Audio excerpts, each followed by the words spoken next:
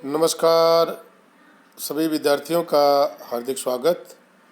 आज हम एक महत्वपूर्ण विषय समापन की स्थिति में कंपनी के लेखे के अंतर्गत अंशदाता क्या होता है और अंशदाता किस प्रकार समापन की स्थिति में अपना योगदान करता है, क्योंकि समापन की स्थिति में कंपनी के जब लेखे तैयार किए जाएंगे उस समय अंशदाता एक पार्ट्स होता है, तो इसके बारे में आप सभी को जानकारी होनी चाहिए। तो शुरू करते हैं। अंशदाता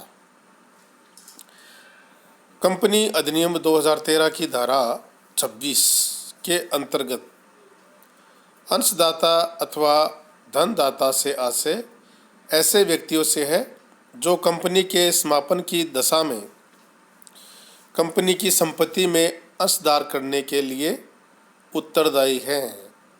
यानी ऐसे व्यक्तियों से आशय वह व्यक्ति जो कंपनी के समापन की दशा में कंपनी की संपत्ति में अंशदान करने के लिए उत्तरदायी हैं, और इसमें वह अंशधारी भी सम्मिलित हैं जो अपने अंशों का मूल्य व उसका पूर्ण भुगतान कर चुके हैं। यह भी ध्यान देने योग्य है कि कंपनी का समापन प्रारंभ होते ही कंपनी के सदस्य कंपनी के अंशदाता के रूप में जाने जाते हैं। जिस स्थिति में कंपनी या जिस स्थिति को कंपनी का समापन प्रारंभ होता है उसी समय कंपनी के जो सदस्य हैं वो अंशदाता के रूप में जाने जाते हैं। आंशिक अंशदत्त अंश का धारक अंशदाता होता है, यानी उसने आधा पेमेंट कर दिया है और आधा बकाया है तो भी वह अंशदाता होता है, यानी आंशिक दत्त अंशों का धारक, क्योंकि वह अपने अंश की शेष राशि देने के लिए उत्तरदायी है। जितनी राशि बकाया है उतनी राशि वो देने के लिए उत्तरदायी है। इसके अतिरिक्त अंशदाता की श्रेणी में अंशधारी भी सम्मिलित किए जाते हैं जिनके अंशों का पूर्ण भुगतान हो चुका है। उन अंशधारियों को भी सम्मिलित किया जाता है जिनके अंशों का पूर्ण भुगतान हो चुका है, क्योंकि निस्तारक अंशदाताओं की सूची केवल धन देने के लिए उत्तरदायी सदस्यों से लेने के लिए ही तैयार नहीं करता है, बल्कि समापन के पश्चात शेष राशि का वेतन करने के लिए भी बनाता है।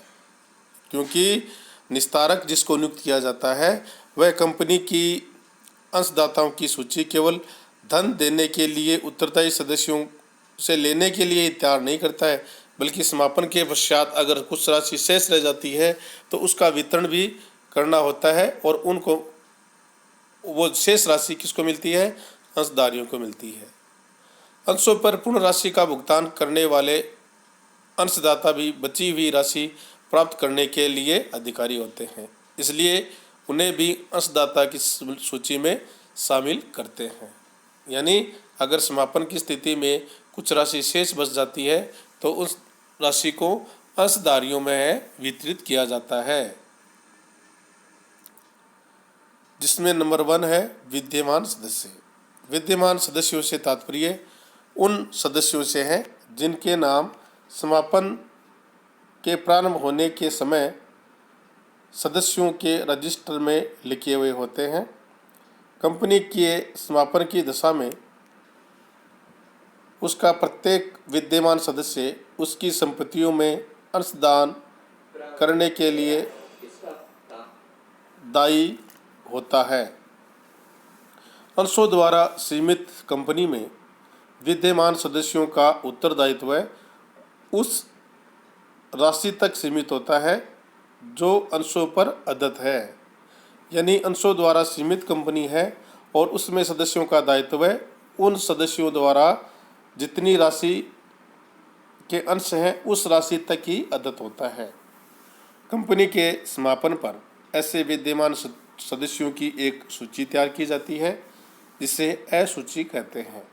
अतः इन्हें असूची के अंशदाता भी कहा जाता है। यानी जो विद्यमान सदस्य होते हैं उनकी जो सूची तैयार की जाती है उस सूची को हम असूची कहते हैं, और इस सूची में शामिल सभी अंशधारियों को अंशदाता ए सूची कहते हैं। दूसरा है भूतपूर्व सदस्य। भूतपूर्व सदस्य वे सदस्य जिन्होंने कंपनी के समापन के 1 वर्ष के भीतर सदस्यता त्यागी है।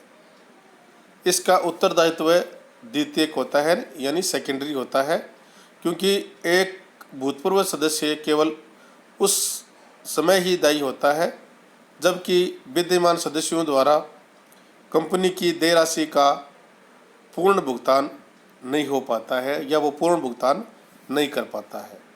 कंपनी के भूतपूर्व सदस्यों की भी एक सूची बनाई जाती है जिन्हें हम बी सूची कहते हैं, और ऐसे सदस्यों की सूची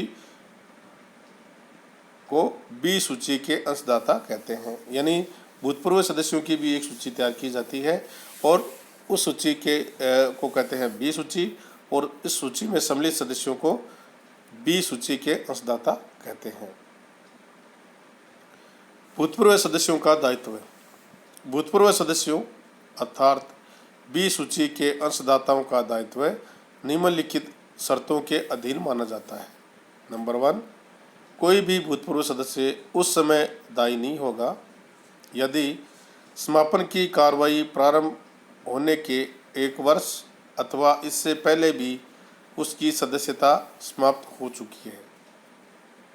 यानी कोई भूतपूर्व सदस्य है तो वह उस समय दायी नहीं होगा यदि उसने समापन की कार्रवाई प्रारंभ होने के 1 वर्ष अथवा उससे पहले ही सदस्यता समाप्त कर ली है। यानी उसका समय है वो 1 वर्ष से ज़्यादा हो गया है या कार्रवाई प्रारंभ होने से पहले सदस्यता उसकी समाप्त हो चुकी है, तो वो दायी नहीं होगा।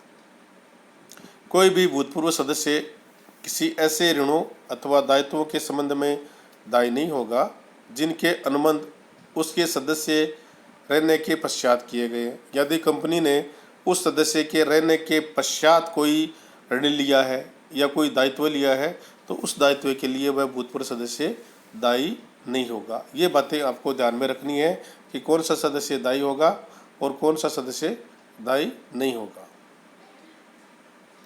कोई भूतपूर्व सदस्य उस राशि से अधिक दायी नहीं होगा जो संबंधित अंश पर अदत्त है। यानी कोई भी भूतपूर्व सदस्य है वह उस राशि से अधिक राशि नहीं होगा जो संबंधित अंश पर अदत्त है। जैसे 100 रुपये का शेयर है और 80 रुपये उसने चुका दिए तो वह 20 रुपये तक के लिए ही दायी होगा, 20 रुपये से ज़्यादा के लिए वो दायी नहीं होगा। कोई भी भूतपूर्व सदस्य उस समय तक दायी नहीं होगा जब तक कि ट्रिब्यूनल इस बात से संतुष्ट नहीं हो जाए। यानी कोई भी भूतपूर्व सदस्य उस समय तक दायी नहीं होगा जब तक कि ट्रिब्यूनल इस बात से संतुष्ट न हो जाए कि विद्यमान सदस्यों उस अंशदानों को पूर्ण करने में असमर्थ है। यानी ट्रिब्यूनल इस बात पर एग्री हो जाता है, राजी हो जाता है कि विद्यमान सदस्य है वो अंशदानों को पूरा करने में असमर्थ है, तो वह सदस्य उस दायित्व के लिए दायी नहीं होगा। इसके अतिरिक्त भूतपूर्व सदस्यों का दायित्व सदस्यता की समाप्ति के समय भूतपूर्व सदस्य का दायित्व सदस्यता की समाप्ति के समय उनके अधिकार में रहने वाले अंशों के अनुपात में होगा। यानी भूतपूर्व सदस्य हैं तो उसका जो दायित्व होगा वो सदस्यता की समाप्ति के समय, यानी सदस्यता की समाप्ति के समय उनके अधिकार में कितने अंश थे उस अंशों के अनुपात में ही वो भूतपूर्व सदस्यों का दायित्व होगा। तो ये कुछ उदाहरण हैं जो कि भूतपूर्व सदस्यों और विद्यमान सदस्यों के दायित्व के संबंध में आपको बताया है। और कंट्रीब्यूटर्स जो अंशदाता होता है उसको हम किस प्रकार से कैलकुलेट करते हैं, किन सदस्यों को हम इसमें शामिल करेंगे और किन सदस्यों को इसमें शामिल नहीं करेंगे, ये आपको मैंने जानकारी दी है। तो आप समापन की स्थिति में कंपनी के जो लेखे तैयार करेंगे उसमें अंशदाता का कैलकुलेशन किस प्रकार करेंगे, ए सूची में किसको शामिल करेंगे और बी सूची में किसको शामिल करेंगे, तो इनके बारे में आपको जानकारी होनी चाहिए। सभी विद्यार्थी पूरा ध्यान से अपनी स्टडी पर लगाएं, क्योंकि आने वाले समय में आपके एग्ज़ाम होने वाले हैं और अगर आपने टाइम रहते एग्ज़ाम की तैयारी नहीं की तो आपको नुकसान हो सकता है। अतः आप जैसे भी ऑनलाइन ऑफलाइन आपको मटेरियल मिलता है उसकी स्टडी करें और इस वीडियो को ज़्यादा से ज़्यादा शेयर करें ताकि आप सभी विद्यार्थियों को इसका लाभ मिल सके। और कमेंट बॉक्स में जाकर अपने विचार प्रस्तुत जरूर करें ताकि आपको और अच्छे वीडियो मिल सके। सभी विद्यार्थियों का बहुत बहुत धन्यवाद। Thank you.